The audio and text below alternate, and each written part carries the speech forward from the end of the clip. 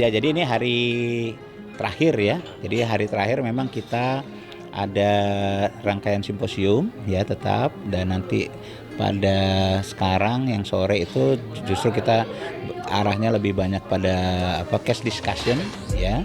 Nanti ada beberapa kasus case discussion trauma dan non trauma, dan kita juga ada pelatihan basic life support dan first aid untuk orang awam gitu ya. Merupakan acara tahunan yang memang kita laksanakan setiap tahun. Cuman terkendala 2 tahun terakhir itu ada COVID, jadi kita juga tidak melaksanakan. Alhamdulillah tahun ini kita bisa melaksanakan, dan terlihat juga bahwa antusias teman-teman untuk belajar tentang kegawat daruratan yang mungkin 2-3 tahun ini agak terkendala ya karena keadaan. Tapi insya Allah mulai tahun ini dan tahun-tahun berikutnya SOE Symposium on Emergency dari Perhimpunan Dokter Emergency Indonesia akan selalu hadir. Tujuan kita melakukan SOE ini itu untuk merefresh sebenarnya, karena kan selama 2 tahun saat pandemi banyak sekali pelatihan, banyak sekali seminar yang terputus karena PPKM kan gitu ya. Nah, jadi target kita ya kita ingin memberikan update istilahnya, dan bahwa emergency nggak hanya COVID. Nah, karena banyak adik-adik itu yang lulus pada tahun 2020, 2021 ya, itu kan ya yang mereka waktu mereka koas itu yang mereka temui kan hanya COVID gitu. Nah, jadi ya kita berusaha menambahkan bahwa ini ada emergensi yang lain gitu. Nah, sehingga target tujuannya ya supaya nanti mereka kalau mereka bekerja di IGD, rumah sakit maupun di puskesmas misalkan ya, mereka punya bekal istilahnya. Semua pukulan ke arah kepala, nggak ada cerita ya. Confusion yang paling sering terjadi olahraga kontak ya, meskipun bukan semua olahraga kontak ya, non kontak pun bisa. Nah sekarang ya oke. Kalau teman-teman mempunyai kesempatan berjaga pada suatu event olahraga ya seperti ini tinju, apakah itu bola, apakah yang lainnya ya, hoki dan lain, rugby apa segala macam ya. Bila terjadi seperti ini, paling tidak teman-teman sudah mempunyai gambaran apa yang harus kita lakukan, ya. Oke. Jadi event hari ini sangat luar biasa ya, di Seminar of Emergency dari Perhimpunan Dokter Emergency Indonesia yang ke-7 tepatnya ya. Jadi ini kegiatan rutin sebenarnya, kegiatan rutin yang mana merangsang untuk dokter spesialis dan dokter umum yang senang dalam kegiatan pelayanan gawat darurat. Ini merupakan suatu ajang kita untuk menimba ilmu, dan di sini ada workshopnya, kemudian ada simposiumnya, dan kebetulan kami mendapat materi untuk level hospital di era pandemi. Jadi kami sharing bahwa bagaimana sih sebenarnya rumah sakit mempersiapkan diri di era ya.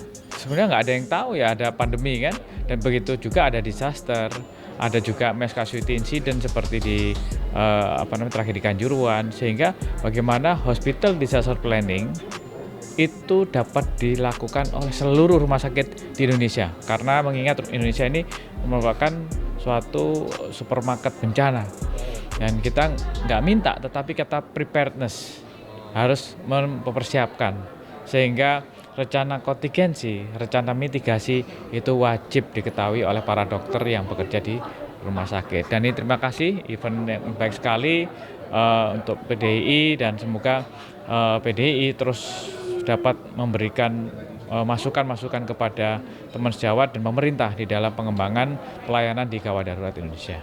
Ya, jadi ya kalau kita lihat sejarahnya memang dari 2002 ya PDII itu berdiri. Jadi PDII itu adalah Perhimpunan Dokter Seminat ya. Jadi kita didukung atau di awal itu didukung oleh 8 perhimpunan spesialis ya. Nah, jadi karena dulu itu tidak ada yang memayungi dokter IGD. Jadi dokter yang bekerja di emergency. Nah, sehingga dulu targetnya adalah tujuannya itu memberdayakan lah ya dokter-dokter yang di IGD supaya penanganan emergensi di Indonesia itu lebih baik sebenarnya. Nah, kemudian dalam perkembangannya memang kemudian muncul Perhimpunan Dokter Spesialis Emergensi atau Perdamsi ya, jadi yang SPM ya. Nah, jadi mereka membantu kita ya, jadi mereka bergabung dengan kita sampai mereka kemudian dikukuhkan oleh Muktamar IDI ya menjadi perhimpunan tersendiri gitu. Dan tapi seperti hari ini kita pembicara dari SPM ada ya gitu, jadi kita tetap kolaborasi. Jadi tapi memang jumlah dokter di IGD memang masih mayoritas adalah dokter umum. Nah, jadi ini yang target dari PDI untuk kita edukasi ya, supaya karena emergensi itu ya istilahnya kayak unit khusus gitu. Kalau di tentara itu special force harusnya, betul karena di depan, dan mereka kan selalu mendapat pasien yang tidak jelas ya. Kalau dokter ruangan ya dia sudah dapat pasien, sudah distabilkan masuk ke ruangan ya gitu. Tapi kalau yang di IGD, nah jadi mereka harus punya kemampuan khusus untuk itu supaya mereka bisa menangani pasien dengan baik gitu istilahnya. Dalam kita menghadapi emergensi dan bencana, memang kita itu tidak hanya bicara tentang klinis, tetapi juga bagaimana prosedur penanganan dan manajemennya. Justru topik hari ini saya kira sangat menarik karena mulai dari bagaimana mempersiapkan rumah sakit dalam menghadapi bencana, kemudian bagaimana kita harus saling berkolaborasi antar institusi, antar organisasi, dan sekaligus juga tadi dari BPJS Tenaga Kerja saya kira bagus sekali membuka mata kita tentang hal-hal regulasi yang selama ini mungkin sudah diatur, tetapi kita belum terlalu menguasai dan mendalami tentang materi itu, sehingga diharapkan tentunya ini akan sangat bermanfaat untuk teman-teman sejawat dalam kegiatan praktek sehari-hari baik perorangan maupun di tempat kerjanya. Sebenarnya ada pemilihan dari kita karena memang kompetensinya, terus juga terkait dengan stakeholder, ada pejabat-pejabat ya dari Kemenkes kayak kemarin ada Pak Setiaji tentang digitalisasi, karena tentunya kita tidak bisa lepas ya dengan keadaan sekarang emergensi dengan digitalisasi apa sih, itu kemarin dari Kemenkes. Terus dari beberapa stakeholder kesehatan seperti BPJS Kesehatan, BPJS Tenaga Kerja juga hadir, tapi juga pembicara-pembicara yang tentunya expert di bidangnya, baik dari penyakit dalam, bedah, obgyn, semua juga hadir. Kalau yang pelayanan emergensi sebenarnya kalau kita mau paripurna itu mulai dari masyarakat. Masyarakat diajarin bagaimana bisa melakukan pertolongan pertama, namanya first aid. First aid itu hanya kita melatih pada masyarakat supaya tidak terjadi keterlambatan penanganan. Misalkan nih, ada pasien yang henti jantung. Siapa dulu yang menangani? Ya masyarakat. Masyarakat dipintarkan dengan penanganan tersebut supaya tidak terjadi tambah parah. Nah, dari masyarakat kita latih, dokter perawat kita latih, sampai kita buat pelatihan untuk subspesialisnya juga sekalian. Sehingga dari hulu ke hilir itu dapat semua sama penanganannya.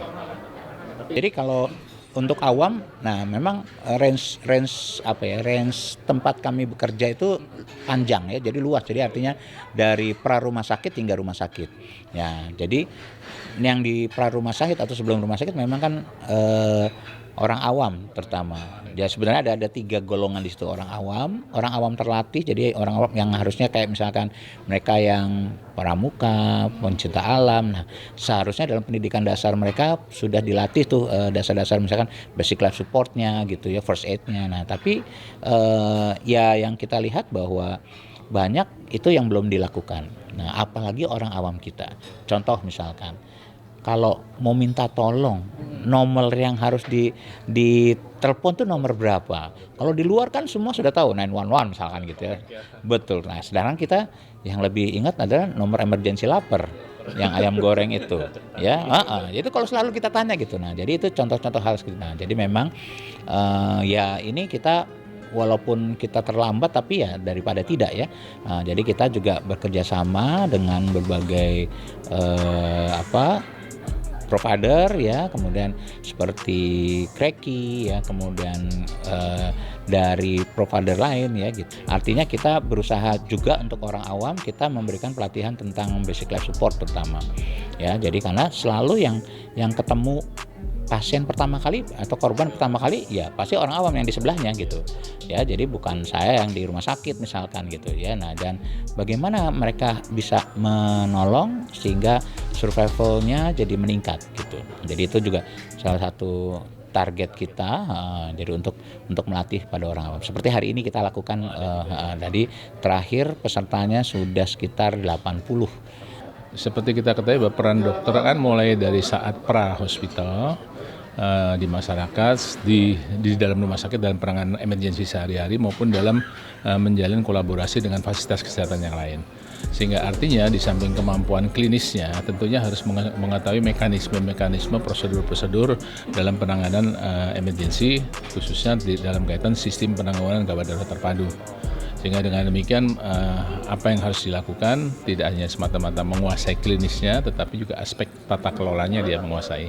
Ya, jadi seperti tadi pada saat pembukaan saya bilang bahwa ya inilah saatnya kita mulai kembali mengisi istilahnya latihan lagi ya, betul, refresh, latihan ilmu, skill ya, karena terutama mereka yang bekerja di IGD ya, apapun itu, mau IGD rumah sakit, IGD puskesmas gitu, karena kita tidak pernah tahu bahwa suatu ketika yang kita tolong itu adalah orang-orang yang kita kenal, orang-orang atau kenalan dari teman sejawat ya gitu. Nah, jadi itu yang saya sarankan pada teman-teman, jadi kembali membuka bukunya, kembali mengikuti pelatihan-pelatihan ya, supaya skillnya kembali terrefreshing. Nah, sehingga senjata atau arsenal yang kita punya cukup gitu mungkin ya. Oke, teman sejawatku sekalian yang ada di manapun yang bergerak di bidang emergensi, bahwa emergensi terus berkembang. Perkembangan ilmu emergensi di dunia, khususnya di Indonesia, terus berkembang ya. Sehingga penata laksanaan pasien-pasien gawat darurat di IGD maupun di pra rumah sakit maupun di disaster atau bencana ya, itu harapannya semakin lama semakin maju. Dan teman-teman semua diharapkan untuk terus update ilmu melalui mengikuti simposium-simposium yang dilaksanakan oleh perhimpunan-perhimpunan yang terkait dengan emergensi khususnya di PDI.